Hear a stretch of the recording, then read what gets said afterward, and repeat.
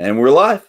Good day, Whiskey brothers and sisters, and welcome to the Whiskey Book Club's 5th book review, 4th edition of The Language of Whisky by David McNicoll. As always, we're honored to have you, the viewer, and our panel with us today. My name is Dolph. I'm the president of the Alberta Scotch Society. I'm the founder of the Whiskey Book Club, and I'm your host tonight. And I've been looking forward to tonight for the whole week, actually.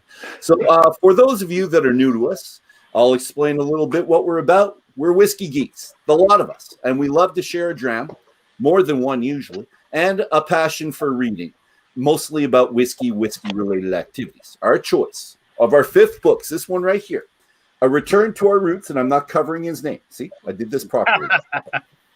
It's a return to Scotch. We've done so for the past 3 weeks. We're going to do so this week, and we've got 1 week left with David. And we're really happy to have David. He's our whiskey spirit guide, Mr. David McNicoll. That's who we got. And I mentioned this before, but it bears repeating. Our guest of honor tonight, he's done tons. The author of Language of Whisky. He's a whiskey aficionado who was born, raised in the Highlands, went to the University of Aberdeen, worked with Blair Athol. We're going to talk about that tonight. Owns a travel company called Scottish Roots. And I tried to remember this name last night in our tasting, and I couldn't for the life of me.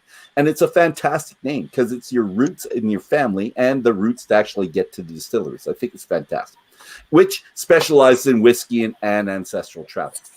He moved to New York 10 years ago. He's been a brand ambassador for several labels since then. And he teaches at the Brooklyn Brainery, all things good and Scottish in this world. And Dave, I'm going to interrupt myself to bring you in for a second. What class did you see this week at the Brooklyn Brainery? I saw the history of gin. The history of gin. And it was great. Signed up for next week. I am looking at, I think it's the history of Scotch, actually. It is, yes. Yeah.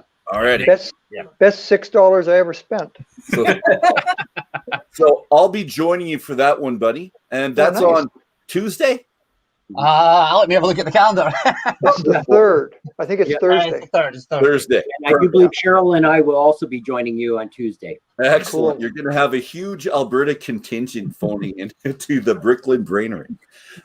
So what we're going to do, we're going to start with our roundtable introductions like we always do. You're going to give us our name, your other platform handles, what's in your glass tonight, and why you picked that, please.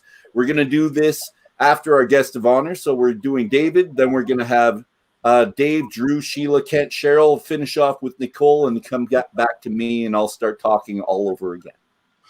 David, you're up. Thanks, Dolph. Great to be back, as always. Week number 4. The author of Language of Whisky, so thanks always for having me. And tonight, nothing particularly spectacular from Johnny Black. All right. Black or double black? Just a single black. I'm cutting back. Okay. Sorry. No pressure. Hey, guys, it's Yukon Dave coming from his basement. And today, let me see if I can do this right. I'm drinking a Bladnoch 10. And the reason I got this was it kept popping up on my Instagram feed. And I saw it one day. I thought, I got to try it. And it's the first time that Instagram thing actually sold me something. So cheers. Cheers to you, sir. Nice glass, Dave. And Drew and Sheila. Hi. Ladies first. No, Sorry. ladies first.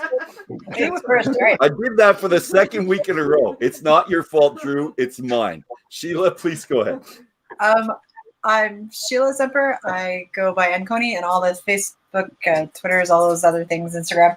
I am drinking the Game of Thrones Open Night's Watch, which I believe is their 9-year-old. Just because my dad's cousin was from there. So we visited it a lot when I was a child. He was there? My dad's Night watch? from there. From Oban. Got it. Yeah, we're good. I'm sorry. Yeah, dad was on the wall. No, his cousins. Yeah. Drew Semper. I go by at Drew Semper on most of the ones. And I've got a Glengoyne distillery bottling. Because I like Glengoyne. Perfect. All right. Done. And Cheryl, you there? She's on her way. She's sneaking in. Okay, so I'm not organized. What I have right now is my water. But I'm going to go grab something right now. Okay. Make it a Highland Snow or a Campbellton. Come on. Our Campbelltown. two That chapters. would be- Campbellton or Highlands. We'll do it. I love Campbelltown. Okay. Tonight I am actually drinking Campbelltown. So the Nice. long road. It is, depending on my mood, it is either my favorite area or my second favorite area. And again, depends on mood. So. And you're going to finish that bottle off tonight, I think, right? Because it looks pretty low. Yeah, I'm going to say that bottle kill tonight. So, and I go by Whiskey Ass on Facebook, Instagram, wherever else. And like Dave, I'm running an awesome glass. It is a great glass. Thank you. Nicole. Hey there, I go by Black Cat Whiskey on all social media platforms, and tonight I'm drinking Feta Karen. I have a soft spot in my heart for Feta Karen, so seemed right to pull it out. Beautiful. And ladies and gentlemen, I'm Dolph at the Spirit of Yag. Well, no, I'm Dolph, and you can find me at the Spirit of Yag. And I'm there we go. I don't have the glass that Kent showed us because he gave it to me at a party at his place, and I left it there. I guess I had too much to drink that night, so I have to wait for that glass to make it back. So I got this. But what I do have, and it's this is my favorite bottle right now, and it's from the Highlands. So Edredor Fairy Flag, and I think everyone on the panel with me tonight's had this at my place because it is my favorite. And I think well, David, you haven't, but if you come, you're getting some of this. And, I've only got about a quarter of my bottle left. So it's very sad for me, but when it gets to the quarter bottle, it usually disappears quickly. And I was on the search for this one for a year, finally found one, and I had to open it. And it'll be a sad day when that's done. All right, we're good. We're happy. Everyone's got something in the glass. Everyone's ready for another real. Oh, what do you got there? Go. Excellent. And you're gonna pour yourself a nice, healthy pour now. I'm hoping that's a good pour. Hang on. It's not a dull pour, but it's a pretty good pour. It's all right. Dolph, we might need a new glass. This one's wearing out. It's getting pretty thin on the list. Yeah, the Scotch Society worn out. Well, I like to hear that. Good for you. And let's find the first quote of the night, if I can. There it goes right there. All right. And so this is the introduction to the Highlands right now. So there are nearly 300 miles of wild country separating the southernmost Highland distillery with the northernmost. Some are coastal, while others lie over 1,000 feet above sea level. Some have big rounded stills producing robust oily malts, while others slender stills and long line irons giving us more delicate and light whiskeys. The choice of casks and length of maturation vary, and the geology underwrites the water source. So in all, it's a bit of a mixed bag. So that's what we've got to think of when we're doing the Highlands. Now, because of this, David believes that we should study the region in mini regions or clusters of distilleries. So David, I'm assuming that you've heard of books like this, Whiskey Classified, or other methods of separating distilleries by taste profiles. And I'm thinking of the chart where it goes light to complex and smoky to perfumey type thing. Did you ever consider studying the distilleries in this way, or were you always going to do it by region? I was always going to do it by region. I think that it's what people are familiar with. I'm not the biggest fan of regionality, and I think that comes through from that quote that ultimately the shape of the still, the choice of wood, and so forth will have a bigger overall impact than by classifying something just because of its proximity within the Highland region or whatever. Perhaps somewhere like Campbelltown or even Islay, you can perhaps cluster them a little bit more. But the Highlands is such a huge area that it's almost a nothing region. It doesn't really impart something just because it's Highland. So the theory behind it was not really to go down that grid idea of smoky, light, flowery, oily, and so on, because that's quite subjective as well, because everybody will have a slightly different sort of experience of every whiskey that they drink. So to try and pigeonhole in a way that other people might not get, whereas, you know, if something comes from Easter Ross or Highland Perthshire, well, that's where it comes from. There's not really, you can't really dodge the bullet on that one. So I you know, and what we're also looking at is the modern day tail end of a history that brings us to the distilleries that currently exist. There are, of course, plenty of other distilleries that used to exist but don't anymore, and so we're just looking at where we're at in that evolution. And the climate has really played a big part. Geology has played a big part, not so much in a terroir sense, but in the sense of bringing cold water down into the barley fields. And so places like Easter Ross, places like Highland Perthshire, they tend to lend themselves. I always used to say that ultimately what you need is a good water source, good source of barley, good communication, as in roads and rail, and a benevolent landowner. Because 99% of the Highlands is owned by 1% of its population. So there's not very many people who actually own a lot of the Highlands. And so if you don't have a benevolent landowner who will allow you to build distilleries on the land, then that area will not have any distilleries. And I think the most obvious example of that is the island of Lewis. So Lewis is bigger than Skye, it's bigger than Islay, and until Abergwyddog was built, it didn't have any distilleries. And that was really down to the policy put down by the landlord in the 19th century, James Matheson. James Matheson was a teetotaler. He might have been the biggest opium dealer the world has ever seen, but he and the man who founded Hong Kong, but he was a teetotaler and he wouldn't allow distilleries on his land. So you have to play those variables. So while he wasn't allowing distilleries to be built on his land, somebody like the Duke of Atholl in Highland Perthshire actively encouraged distillery building on his land because people could then pay the rent in cash. And he would actively not just encourage it, he would put up collateral, and Edward is a good example of that. It was the Duke of Atholl providing the collateral to allow a farm distillery to be built on his estate. So there are reasons why, but what the reason for me choosing Eastern Highlands, Central Highlands, Northern Highlands was really to make it, more sort of palatable and sort of digestible for people reading the book rather than being all over the map. That was the theory behind it. Well, and we're going to show map people that I never included in the book, of course. Oh, and I was going to show. Sorry, a friend actually texted me, said, "Show me the bottle." So that's the bottle because it looks very different from the casing on the outside, the fairy flag. And I guess it's a third more than a quarter, but it's going down. It's beautiful bottle, and we'll talk about this in a second because I want to see if the region. So, panel, we've got 4 mini regions in Chapter 8 of the Highlands. And looking at those that David has clustered together, I want to know if you have a favorite. So I'm going to go through them. Don't tell me right away. Let me get through all of them first. So there's the first. So Northern Highlands with Dalmore, Teaneck, Glenmorangie, Balblair, Brora, Old Pulteney, Royal Brackla, Glenord, Darnock, and Toolvaddy. So the last two, never heard of before. Going to the next.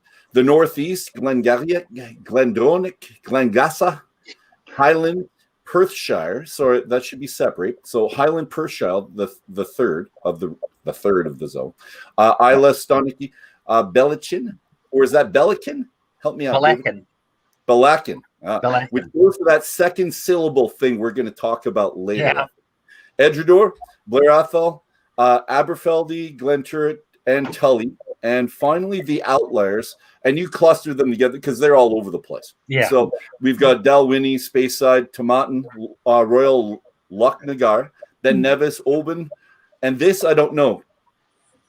Nookie, NCU, Nuchin. Thank you. Deanston, Glengoyne, and Fettercar.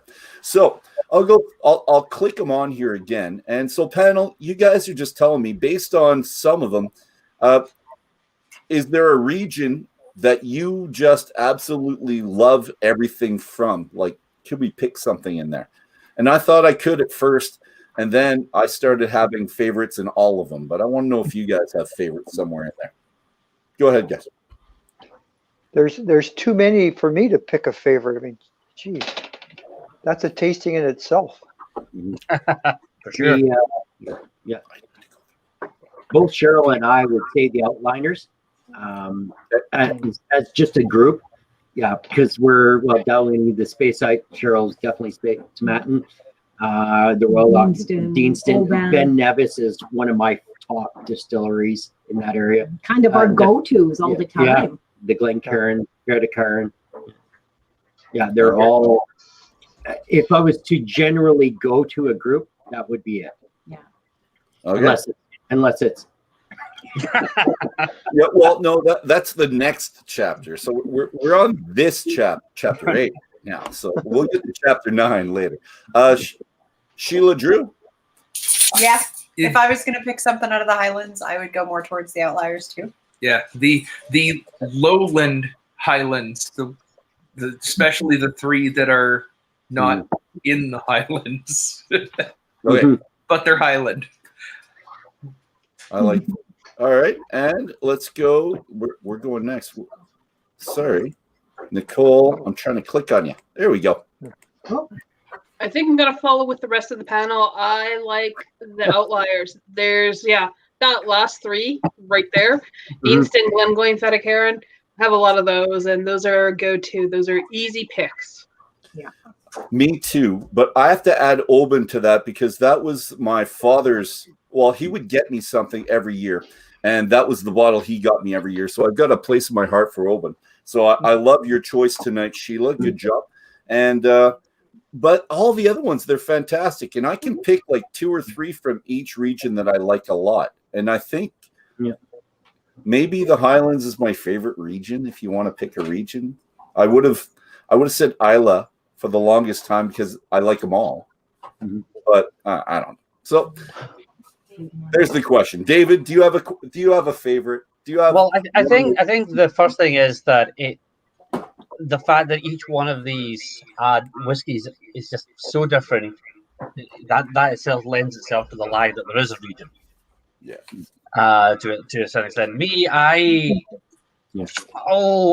worked for Dalmore. I've worked for Blair Athol. I was born in Aberfeldy. My grandfather worked at Aberfeldy. I worked for Glengarry. That's way up in Aberdeenshire. That's the one that looks like it should be Glengarry, but it's Glengarry. And I think there is a Glengarry 1994, and it's just that to me is that if you really were to push me, that would be a really go-to. But I'm a great big fan of Clynelish. I think I said this last week. I really enjoy Clynelish, and that's from Flora. So, but yeah, I mean, if somebody was to pour me one of any of these, I would take it. But yeah. Well, I agree. And let's get to everyone back on there. Yeah. While I have you, Dolph, before I actually forget, you did pick up the bottle of Oban there. If you actually look at the bottle, I think the Oban 14, you'll see on the tube of the bottle there is a cliff with the seagulls on it. So you see the picture with the seagulls and everything. Well, at the top of the cliff, right at the very top of the cliff, you'll see 2 figures standing, and they're about to jump off the cliff. Really? They're actually So then, when you take the bottle out, and you might need a magnifying glass. When you take the bottle out and look at exactly the same 2 figures, one of them now is on a rope halfway down the cliff. He's the man who designed the label. Really? He put himself on the bottle. He's the absealer. And the only reason I know that is because I met the guy years ago at Blair Athol. And he said, "Yeah, I'm on the bottle." See what we learn. And it's not on the Distiller's Edition anywhere else, right? He was just that one. And that label hasn't changed in 25 years. Yeah. Oh, wow. At least, yeah. At least. And that was my first bottle.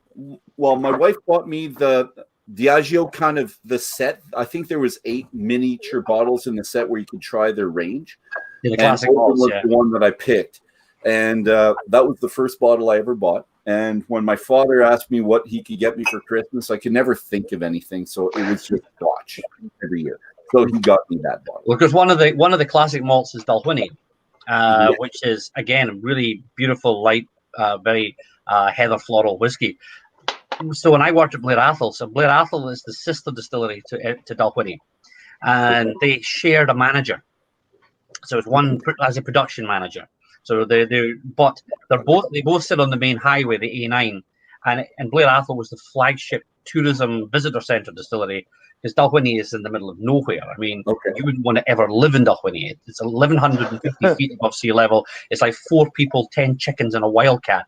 But the manager had to live at Dalwhinnie, and we had a young guy managing up Blair Athol, and he was given the job of going to Dalwhinnie, and he turned them down, and so they sent him to Dufftown instead. But yeah, so Dalwhinnie became the flagship for the visitor centre side because it was part of that classic malt range, along with Lagavulin and Glenkinchie and such. Yeah, it's a great whiskey. It is. Well, and open like all of them. So, but only a little bit gone from that one. So we have some work to do. I think we should make a game out of this maybe next week. Every whiskey that you refer to, we try to take off our shelves and have a drink at that point. Because, well, I'm suggesting next week we do the after dram as well, just in case there's some leftover things that we haven't gotten out of our system. So we might ask you to stick around for that extra hour afterwards, and we'll be taped, of course, but we haven't done an after dram with you on tape. So, David, yeah, that's the question that might come up at one point that we've avoided for 4 weeks. 12 in the morning.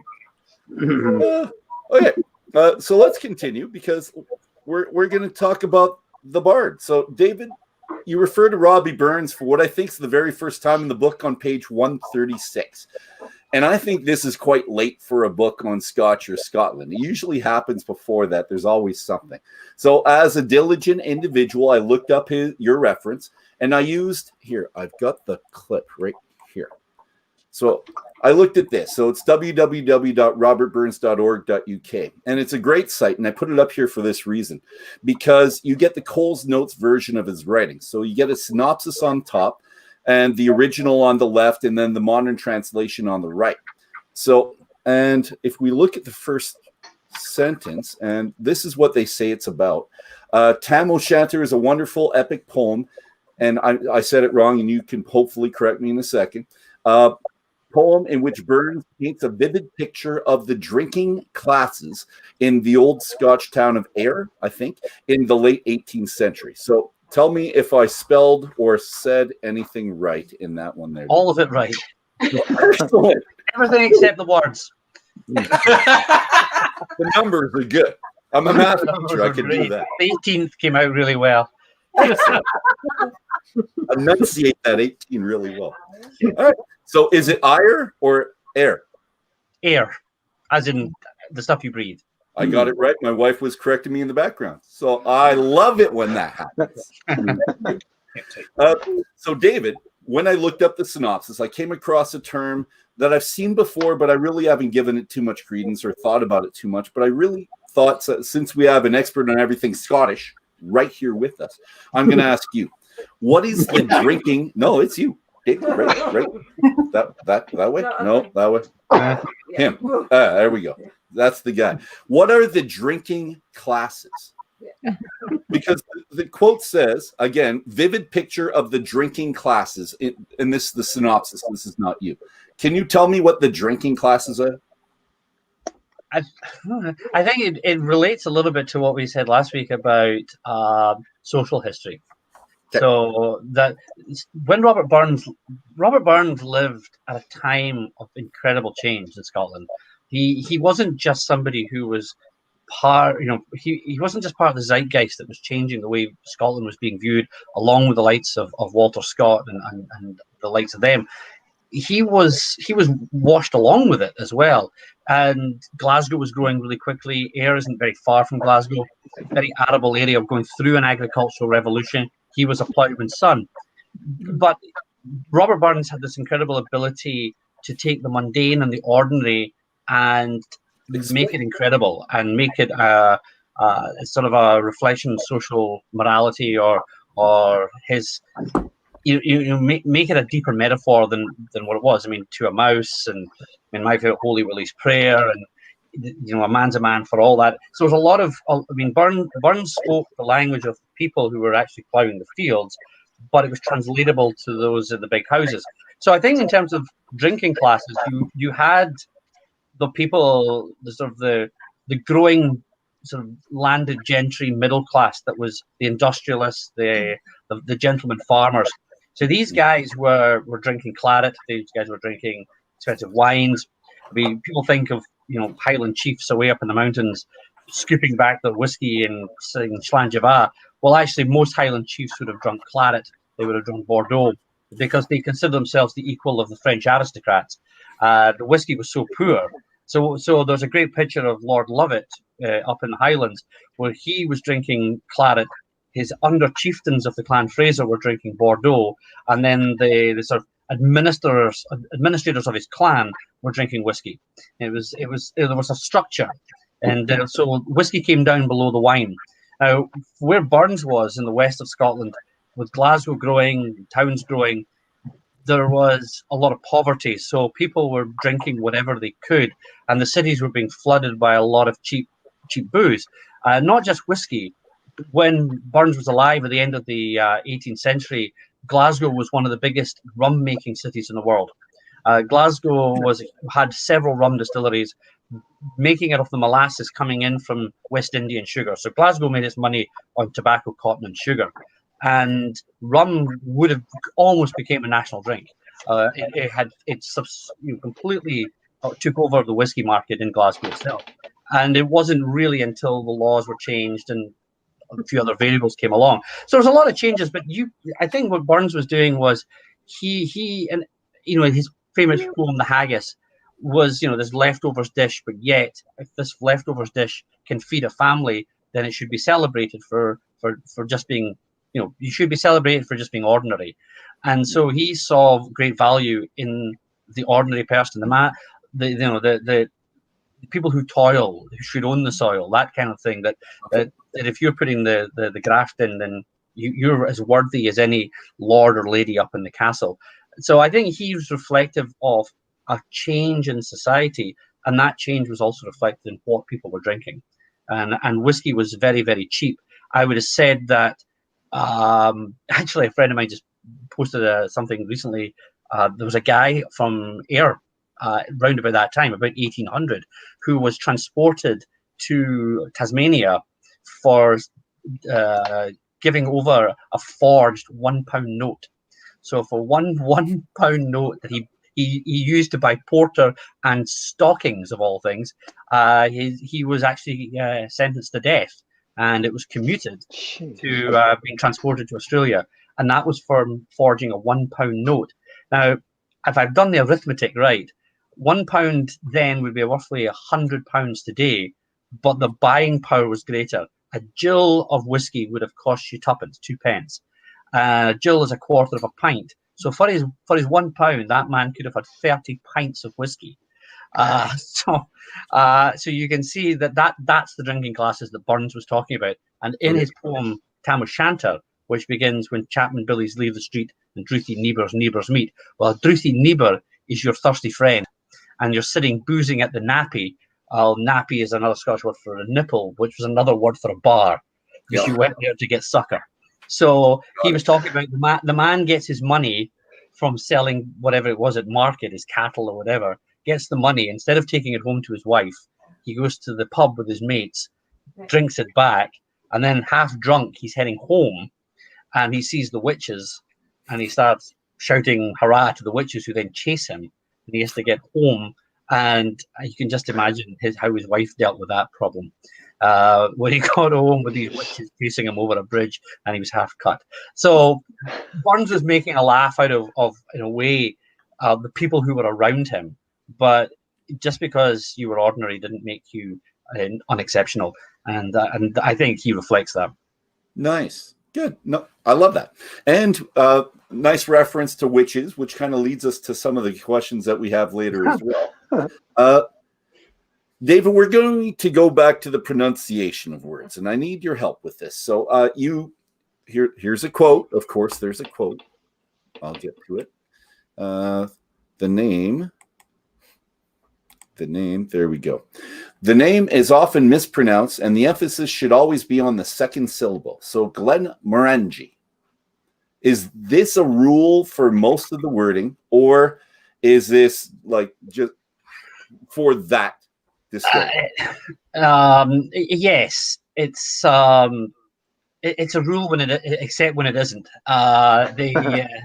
So, if, for example, in this one, it is Glenmorangie, but it's a subtle emphasis. So it's not Glenmorangie, it's Glenmorangie, but it's still that second syllable, but it's not Still heavy. I mean, I think the one that I usually hear people, certainly down here in this neck of the States, talk about Inverness is Inverness. Or Edinburgh. Well, Edinburgh, of course, you just stab people if you say that. But it's Inverness, Edinburgh, Glasgow, Aberdeen, Dundee. I'm emphasising. I'm putting it on a bit more, but it is the second syllable, generally speaking. Yeah. So Dalmore. Dalmore. The mo. Yeah. Dalmore. Yeah. Well, the second word. Then when there's two words, you're pronouncing the second word more than the first. Maybe Slightly more. Yeah. The old poop. And it's probably a Gaelic hangover in doing that. That's okay. It's English spoken with a Gaelic accent. So yes, I would say. Done. Perfect. Let's go to the panel for a quick question. Actually, no, let's go to the side because I saw a question that was kind of neat, and one person's already answered it, but I'm going to have. So Tim's question is this one. I'd like to know who keeps open bottles in their tubes packaging and why or why not. And this was Drew's response. And Kent agreed. I keep them in the basement for the same reason. So that we're in the basement here, so no UV. And then he doesn't keep his long enough to worry about it. I have mine because I keep the receipt, so I always remember how much I paid for it. And if you have a tube, it stays in the tube. So I've got the receipts within just about every tube I have, unless it was a gift. So that's why I put it in the tube. Nicole and Dave, do you keep yours in the tubes? Yeah, the ones I have that are in tubes stay in the tubes. Okay. And the ones that come in a box, they stay in the box. So tube box doesn't matter. Or am I all alone? I'm alone. That's all right. And Nicole. I typically keep them in the tubes. I like the tubes. Boxes usually get tossed pretty quickly. Mine get beaten up, but I still need something to hold the receipt, so I try to keep them. All right, so hopefully you're happy with that too. And we'll go to the next one. Boxes away. Now we'll go to the panel. So here's the question panel. Here, let's get this on. Many of us have heard about the progression in the whiskey conglomerate. So we had DCL, Distillers Company Limited, morphing into UD, United Distillers, after being bought out by Guinness, and then finally becoming Diageo. So, David, this really piqued my interest. You said DCL was bought by Guinness in 1986 in one of the dodgiest deals in drinks industry history. I'd love to hear more about that, please, because I love anything that's dodgy and anything, sordid. Really, I like sordid details, David. So please. I can just about remember it being a big news story at the time. It was 1986, and Guinness were doing the deal to get UDV, and they inflated their own stock that they had in it. I think and then they understood that they started doing insider trading on it, and they inflated the stock value so that they could inflate the price for the stock to make the shareholders more. Whatever it was, they contrived to do a lot of insider trading and were dealing off the grid from what the Monopolies and Merger Commission would allow them to do. So the chairman of Guinness, Ernest Saunders, was found guilty of malpractice and fraud and all sorts of other shenanigans, and he went to jail for it. Did he? Yeah. Wow. For very long? He went to jail. No, he had a lot of money. People with a lot of money don't go to jail for a long time.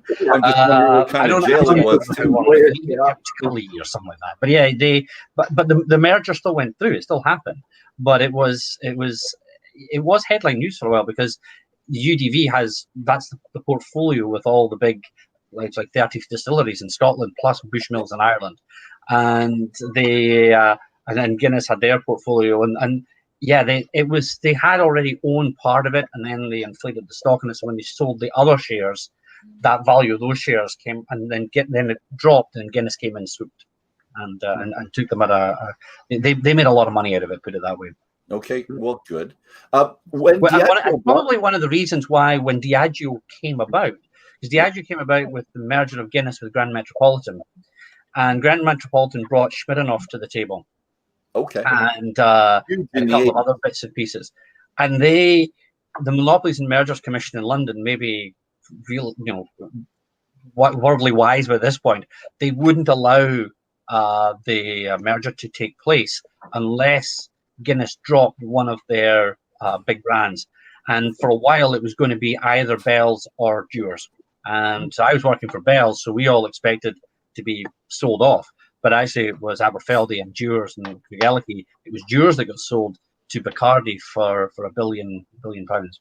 And I think that was the greatest thing that happened to Aberfeldy and Dewar's, to be honest with you. Okay.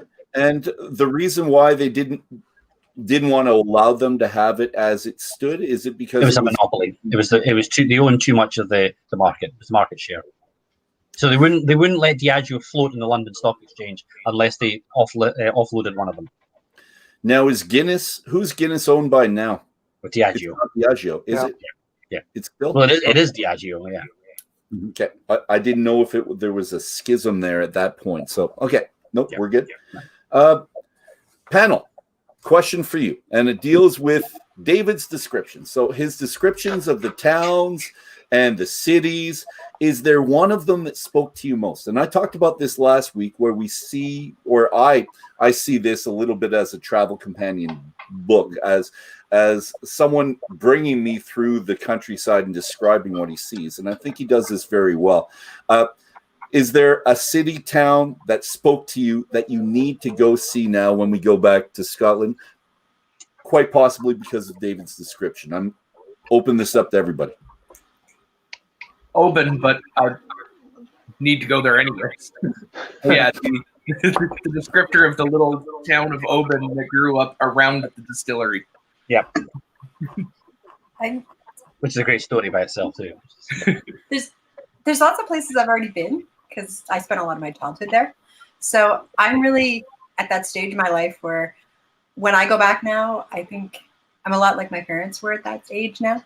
I want to go home and see family. So now I want to go and I want to take Drew and show him all of the places that my parents would take. My dad used to actually go and holiday in Scotland and kind of play tourist. So he would take us to Urquhart Castle, or he would take us up, and we wouldn't go distillery touring, which would definitely be the highlights of me taking Drew around now. Because that wasn't. I think you should have take us on castle and garden tours was his thing. So, but I would definitely do the things like go through the valleys of Glencoe with Drew, or things like that. But I would hit places like Cheryl, do you have an area, a town in particular? I don't know. The Oban is definitely one that stands out for sure. Just very interesting. Nicole? I actually went and flipped through my pictures for my last trip as I was reading the book, because I've done a lot of the spots. And I was like, oh, yeah. As the description was coming up in the book, I'd find the picture in my tours. And I'm like, oh, yeah, I want to go back. Like Skye was a big one, going all around Skye and reading the description all around Skye. All right. Thank you very much for that. I'm going to say Aberdeen. So it's on page 142 and 143, really specifically.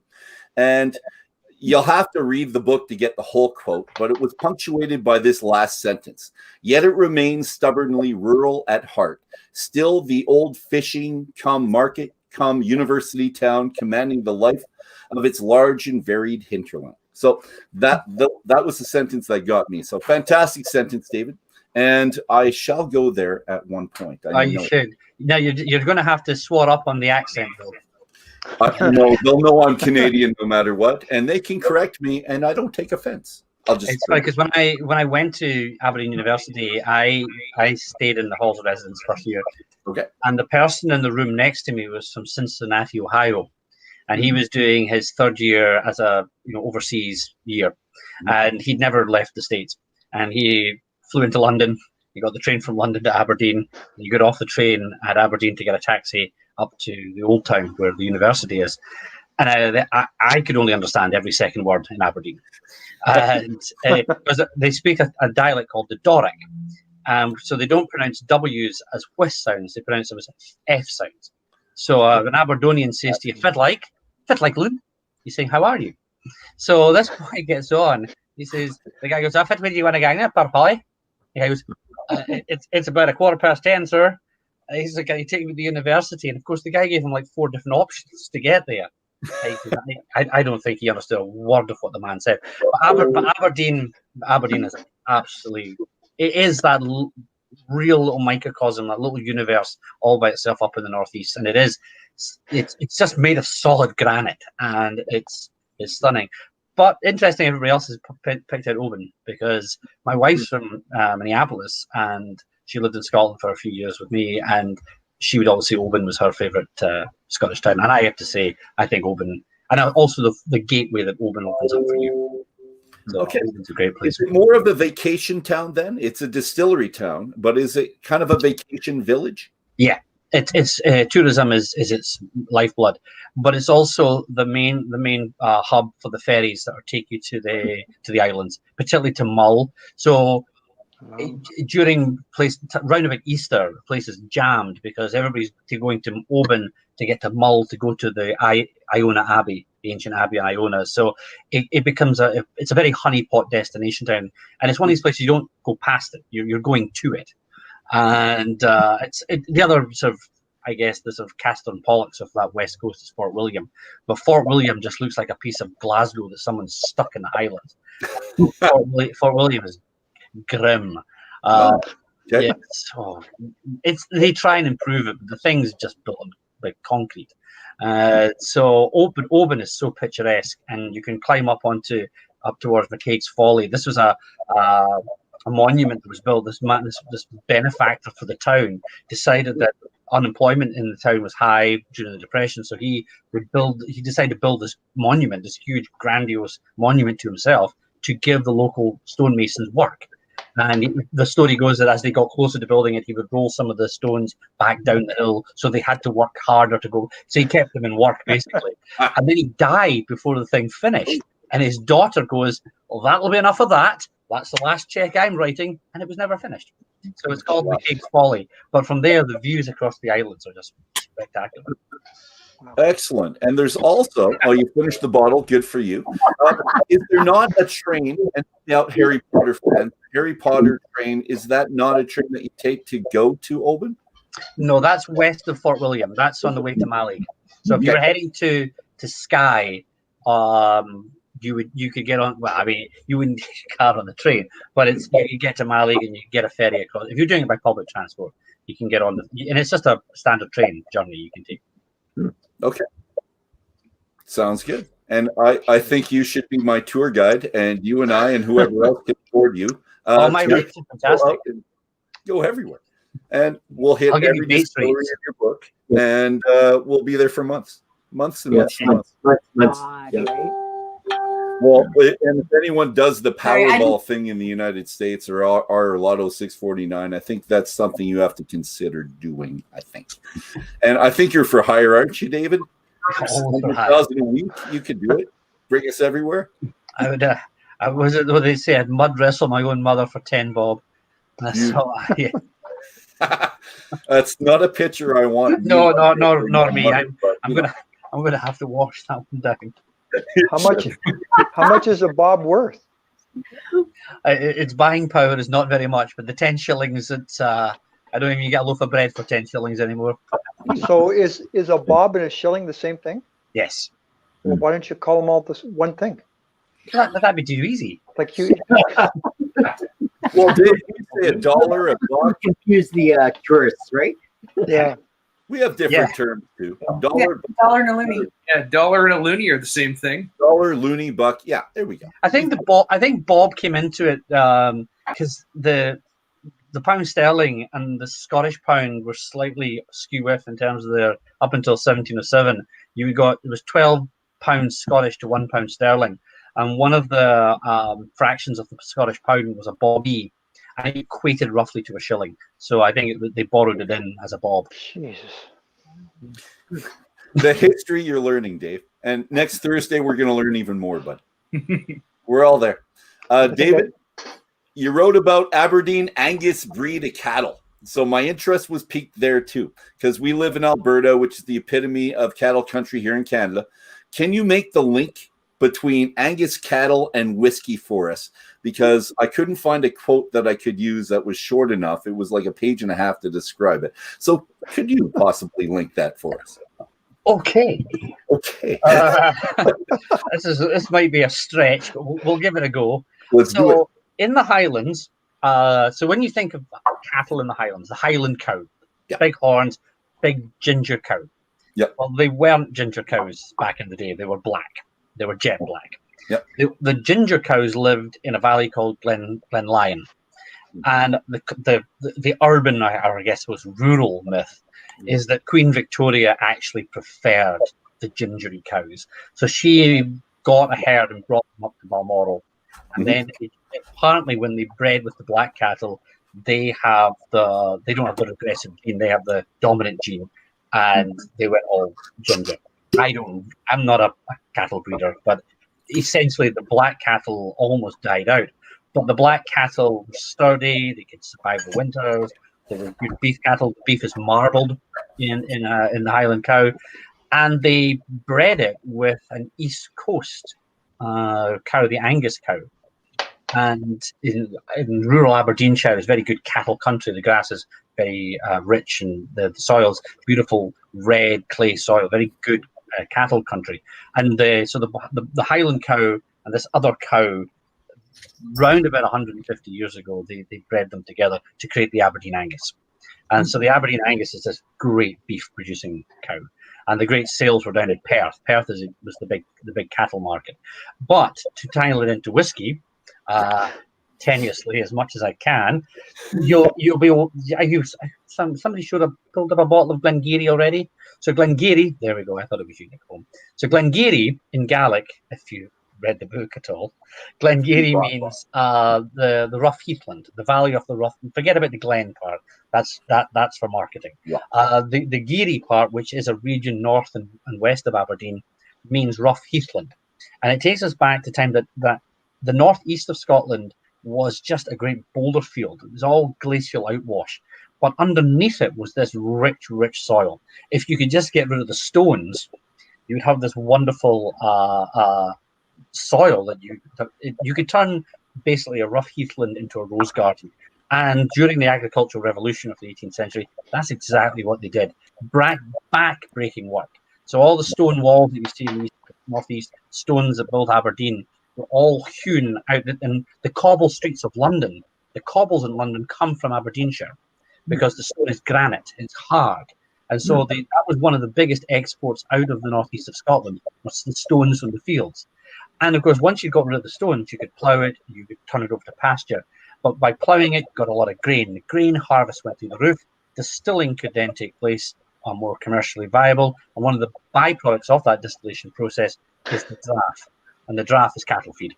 And so the Angus cows would feed on the byproduct of the whiskey, both of them part of the same reason for existing, this change in the agricultural world. But distilleries I think, going beyond the 1870s and Alfred Bernard and so forth, the distilleries in statistical accounts used to measure their value to a community by the head of cattle they could support. Okay. And that's how it was listed. Like Kennet Pans in Alloa could support 3,000 head of cattle, for example. That was a boast that they would give out. So the cattle industry was also the byproduct of agricultural change, as was the whiskey industry. In fact, there was a symbiotic development. I think you did a very good job, David. That's good. Yeah. And I'm going to push you even further by asking for another link. Name me a cow. No cows now. I'm looking for the link now, David, between mythology, forests, fairies, sprites, and water. And you do make this in the book, and you have to buy the book to actually get the whole roundabout discussion. But again, this was something I could not put one quote on to actually ask. So I copped out, and I put everything on your shoulders, David. I'm very sorry. But please, that's what we're here for. Well, I think what you're alluding to is Aberfeldy. Aberfeldy is probably the one, from my memory of what I'm writing, because Aberfeldy in Gaelic is Oberfeely. And Oberfeely means the confluence of the stream of Pleidach. And Pleidach was a water sprite. He was a member of the Gaelic otherworld. He was a creature at the behest of the fairy people. Now, when we think the fairy people, we're not talking, dragonfly winged nymphs at the end of your garden. We're talking mischievous, malevolent characters that if you don't behave, they're off with your milk or your kids or whatever. So they, you had to be wary of the fairy people, and they had this legion of demonic creatures like kelpies and brownies, and one of them was the Urus. But the Urus was more like a benign character. He was like Pan, so he had the horns and looked half goat and all that stuff. But for some reason, he loved waterfalls, and he lived under waterfalls. And so one of the most spectacular waterfalls in Scotland is the Moness Falls at Aberfeldy, which was actually my cross country run for high school, to run this bloody waterfall. And so this water sprite lived under this waterfall, gave his name to the stream, and then to the town, Aberfeldy, over Bealach, the mouth of the confluence of Pleida, the water sprite. So that's one connection there you have. You've picked another connection with the bottle tonight with the fairy flag of Dunvegan. So I'm not entirely sure where the connection between Edradour and the fairy flag of Dunvegan quite comes into it, but maybe Andrew Simonson read a book on Sky or something. Be on it. I don't know. But the fairy flag that is, when it's unfurled, the clouds will be invincible in battle. So it's really the Highland people have a very strong sense of the other world, and a strong sense of second sight. Whereas when it comes to whiskey, I'm more used to double vision. But second sight was certainly something that was heavily believed in. And you can just imagine, this time of year, it's in the Highlands of Scotland, it's dark at 4 o'clock. It doesn't get light again until 9 o'clock. There's no farm work can be done at this time of the year. And so people sat in their turfed houses round the fire. And once the first snows came, the snows were brought by the Cailleach, the old lady who rode in on the back of a wolf, spread the snow around and the frost and so on. And you talked about these legends as if they were real. And you were drinking your dram, and the more of the dram you drunk, the more these fairy people became real. So wherever you find a lot of these stories are in every corner, particularly of the Highlands. I think in the Lowlands we lost a lot of that, but certainly in the Highlands. I mean, you're looking at a world of subsistence farming, where every single square foot of land had to be productive, or you might not survive the winter. And yet these farmers were willing to set aside about 1/16 of their land fallow for what they called the good people's plot, and that was for the fairy people should they wish to use it. So the belief was strong enough that you would actually take crop away from your own self to protect yourself. So it was. David, did they set up? Did they do that on a rotating basis, maybe just to repose the plot so that it could regain the nutrients of the soil, maybe? Yes, they did. Once rotation became a thing, they generally did that. There's a great story of a man called Mfrechachindu, the Black Captain. And the Black Captain did a deal with this was in Kingusi, so actually very close to Dalwhinnie. He did a deal with the fairy chief, as you do, couple of drams, or a way to have a word with the fairy chief. And the fairy chief promised him that he would have, the finest crop on the whole valley if he, but when it came to harvest, he would come to take the bountifulness of the harvest, or a certain percentage of it. So the Black Captain planted potatoes and carrots and such. So all the fairy chief got was shaws. So he said, well, next year I'm coming and I'll take everything below the ground. So he planted barley. And then the following year he said, well, I'm going to come for everything up and below the ground that's next to each of the corners of your fields. So he spent the whole of the winter building round fences around walls. So the fairy chief had no corners to take it from. And so he was eventually taken off up in the hills and burned. So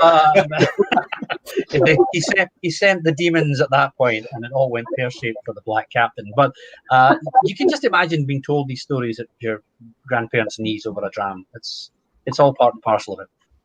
No, and I think it's fantastic, and the witches and the ghosts as well. And I know that's near and dear to some people's hearts right now. We'll talk about that later too. But yeah, I needed the link, and it was great. And it's kind of a repose in your book. You go off on this, and it's interesting, and I think it goes back to your tour guide days. It just adds another element of interest to an area and something. I really like that. So you're a storyteller at heart, obviously. It's good. Panel, I need your opinions, please, because I need you to think of maybe a book that relates a combination of the following for us. So the world of mythology, we talked about that just now, witchcraft, and women in whiskey or distilling. And I'm doing this because when I'm reading this, I'm thinking about what my mother was telling me about my grandmother in New Brunswick and how the rural wives were the ones that were making the beer, and I'm guessing the alcohol in that region as well. So I'm just wondering, do we have evidence of women farmers from the Highlands delving into the distillery business that we could suggest for people, or anything relating to witches where, I don't know, just anything around those? That's my question. Can we think of something? Well, women played a big part in the distilling of Highland whiskey. They probably, whenever, I mean, it's they weren't just making it. There was women who were smuggling it as well. They were part of the smuggling gangs taking it into London. They also, you had the taverns, which was really a male preserve, and you had something called the change house or the dram shop, which would tend to be run by women. And that would be the length and breadth of the country. So a lot of the actual places you went to get a drink were actually run by the women. But it was a natural progression from coming, you're in an environment where you have to make everything work, and the women tend to run the domestic affairs of the farm. Historically, that would be because the men went off to fight during the summer. The women would also take the children and the cattle up to the shieling. It was transhumance farming, so there was upper grazings and lower grazings. So yeah, there's the role of women in the spirit making industry, but not just in Scotland. Middle Ages or late medieval England, most of the spirit was being made in the big manor houses, usually as an extension of the farm kitchen, and that was usually run by the lady of the house. So it really only becomes really seen as a male preserve, I think, once it becomes much more commercial. So once you get beyond the 1780s, once it becomes much more of a commercial, taxable, mercantile industry, it becomes very much the realm of the whiskey barons. But prior to that, there is absolutely no way that this was not I don't think gender even really came into it back in the day. Yeah. And is there any books that kind of relay that thought? There will be. Okay. I can actually put something together for you, because I've not long done a lot of research on this, and I can signpost some, because I keep meaning to do that signpost for the other thing. But I can signpost you in the direction of places that you can look at that, because it's definitely part of the story that is, generally speaking, overlooked. I can't think of it in any other book on whiskey. And that's my thought as well. Sheila? Paul's probably got the book on hand. I have it downstairs. But Fred Minnick's book, Whiskey Women, The Untold Story of How Women Saved Bourbon, Scotch, and Irish Whiskey. She's probably got it right in her hands. Like I said, I have it downstairs. So that one comes right to mind. Okay. Who is that? What's Who's the author? Title again? Fred Minnick, I know. But Fred Minnick. It's Whiskey Women, The Untold Story, How Women Saved Bourbon, Scotch, and Irish Whiskey. And it talks exactly about what you're talking about, David. Yeah. The stories of all of the women who started whiskey distilleries, talks about the history of the illicit stills. So it talks about all of the history of Cardew, it talks about Bessie Williams, it talks about bourbon industries when they started up. So individual. There's definitely some sort of seismic change. Something happens. And it's hard to put my finger on it, because not all a lot of the leases, a lot of the leases were actually held by the women in the family. And also during that period of illicit distillation, if the husband was arrested and put in jail, it didn't stop the operation, because the women of the house just carried on doing it. There was women, certainly in the East Coast near Dundee, a number of towns, who were famous, the famous whiskey women of Angus, who people would go far and wide to get their stuff. And yet, when you look at the story of where the single malts are today, we can really only think, it's Cardew is the one that stands out as being the woman, the female initiated single malt whiskey. Although one of the ones that we did mention from the Highlands, Tulavadi. Tulavadi is a new distillery. It's the first, I think, all female owned distillery to be established, and that's up near the likes of Glenleash and Dalmore and that. But that's Tulavadi, and they opened what I think 2017. Yeah, and then J.J. Corey, I think in Ireland, the Whiskey Bond House is all women as well that just started up. Yeah, when I worked for the Campari, we used to do stuff with the Women in Whiskey program, but it kind of withered on the vine, sadly. But there's a lot more. There's definitely a lot more to be unearthed, and I think I think you're missing a massive part of the narrative to just think that it didn't exist. And not just in whiskey. I think for gin as well. I think that in the back streets of London, in the gin shops, that was all women driven. Yeah, well, because the men were working the fields and the women were working the stills while they were working the fields. Unless you're in the Highlands where the women were working the fields as well. Yeah. I actually have no idea what. Actually, there's a great images of people of St Kilda and of Skye and that where they actually have the pictures of the women who've got the peat stacks on their back. They're the ones digging the peat. The men are darning the socks and knitting the sweaters. It was the men who did a lot of that stuff because historically they would have gone off to fight, or they would have gone fishing or on the kelp industry. Sorry, Cheryl, what's that? The king or Ken? Oh, you're muted, buddy. Yep. Correct. Yeah, this is the story of the Rum Runners right here in Alberta. And the lady, she was, what was her name? God, I can't remember it. But anyway, she became very high up in the criminal organization here in Alberta and basically became the lead right hand to, well, the Al Capones of the day. And she ended up being the last person to be hung in Alberta and the last lady. And that actually happened in Fort Saskatchewan. Really? And how long ago was that? Like 20 years ago? That was like the 1930s, right? Yeah. So you think about it. That's a shot against our conservative government, David. I'm sorry. Okay. We're a little backwater sometimes. Show that picture again there, please, Kent or Cheryl. Even, right? And she's the right hand person to the head criminal, right? She's like the head mucky muck, basically, when women had no rights. Yep. Didn't have the voting rights yet. And Nicole, I'm picking on you, but you're drinking at the moment, so that's mean. Can you think of something else as well? I was waiting for you to take that drink. I think of Bessie Williams. Okay. There's a huge resurgence for her history that's now coming out of that distillery and what she did for them. So it's quite interesting. It's slowly coming, I think, as David has said, but it's always existed there. Yeah. And I think I also think it's not just being ignored. I think there was obviously a deliberate sort of a deliberate way of putting women down on the subject as well. I mean, even again, you look at the gin thing, calling it Mother's Ruin. It was very much a masochistic element to it. I think that you're looking at Victorian Georgian sensibilities and ideas of gender roles that then played a part on removing that element from the narrative altogether, which was very important. It was a family business, and I can assure you, in the Highlands of Scotland, the family is run by the women of the house, no doubt. Even today, you earn your money and you give it to your wife, and she tells you what you can buy. Alrighty. The time's an hour and 3 minutes, so I'm just going to add one last question because I don't usually like going too much over an hour, and then we're going to have to add an extra couple questions to that last night. But David, have you ever thought about making your book into a visual documentation, like of Scotch history? So very visual.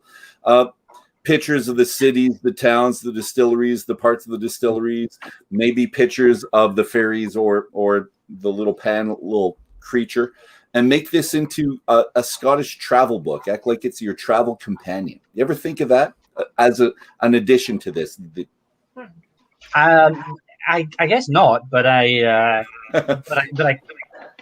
we've thought about doing the audio stuff, like an audio guide. But I guess ultimately this has been a very funny year to launch a book and try to do anything with it. So there are a lot of possibilities, but I think we need a little bit more, more feedback, more traction, more ideas of what we can do with it. But yeah, I mean, right now we can't even visit the place. It's Right. Yeah. I mean, we're in a situation where right now, if you decide to visit Scotland and you're booked into a hotel in Glasgow and you fly into Edinburgh, you can't actually drive from Edinburgh to Glasgow. Wow.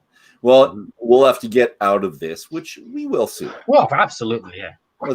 Let's be positive about it. But I was thinking that, and because I'm a visual guy, I would love to see pictures of it, and I would love to take the book as I'm traveling through the different regions. Yeah, for sure. And going to Scotland, we've only been once.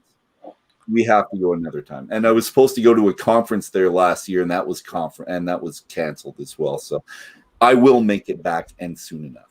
But friends, that's it. That's all the times we have tonight, ladies and gentlemen. Again, fantastic. Thank you to the listeners. Thank you to the panel. Dave, Drew, Sheila, Kent, Cheryl, Nicole, and David. Absolute pleasure as always. And I said it before, I'll say it again.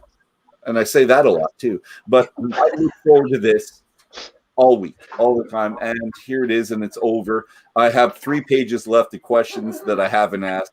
That'll go to next week, but I do want to do an after dram. Hopefully, David, you're good with that.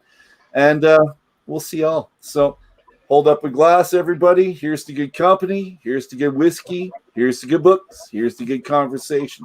And here's to seeing you next week for our Whiskey Book Club's 5th book, 4th edition of The Language of Whisky, without me holding my fingers over his name. All right. We'll be reviewing chapters 10 and the chapter entitled Exit Through the Shop, The Art of Drinking Whiskey. A final note, if you want to, you don't want to miss a minute. You want to keep coming back to us. Click the like, click the subscribe button, and we'll all see each other in the future. Can I say Cheers, something? everybody, Slancha, and have a fantastic night.